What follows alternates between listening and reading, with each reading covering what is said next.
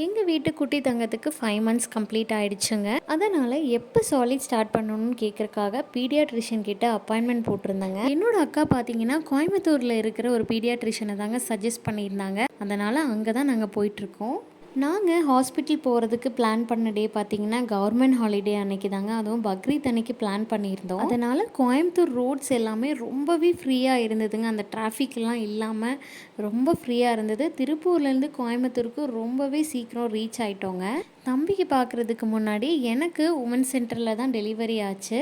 அதனால் அந்த ஹாஸ்பிட்டல்லையும் ஒரு கன்சல்டேஷன் பண்ணிக்கலாம் அப்படின்னு சொல்லிட்டு ஃபஸ்ட்டு அங்கே தாங்க போனோம். அங்கேயுமே பார்த்திங்கன்னா ரொம்பவே ஃப்ரீயாக இருந்துச்சுங்க. நான் போயிட்டு ஒரு 15 மினிட்ஸ்லேயே டாக்டர் பார்த்துட்டு வெளியே வந்தாச்சு. அங்கேயே டீ ஸ்நாக்ஸ் எல்லாம் சாப்பிட்டுட்டு கையோட நாங்கள் பீடியாட்ரிஷியனை பார்க்குறதுக்காக கிளம்பிட்டோம். ஹாஸ்பிட்டல் பார்த்திங்கன்னா அக்ரி காலேஜுக்கு பக்கத்துலேயே இருக்குதுங்க. அங்கே வரைக்கும் போயிட்டோம். அப்படியே மருதமலையும் பார்த்துட்டு வந்துடலாம் அப்படின்னு சொல்லிட்டு அங்கேயும் கிளம்பிட்டோம். அங்கே போனதுக்கப்புறம் தாங்க தெரியுது அன்றைக்கி பக்ரீத்துங்கிறதுனால காரு மலைக்கு மேலே போகிறதுக்கு அலவுட் கிடையாதுங்க. அதனால் அடிவாரத்திலேயே சாமி கும்பிட்டுட்டு வர வழியிலேயே ஆனந்தாஸ்லேயும் சாப்பிட்டு திருப்பூர் கிளம்பிட்டோங்க. தேங்க்யூ.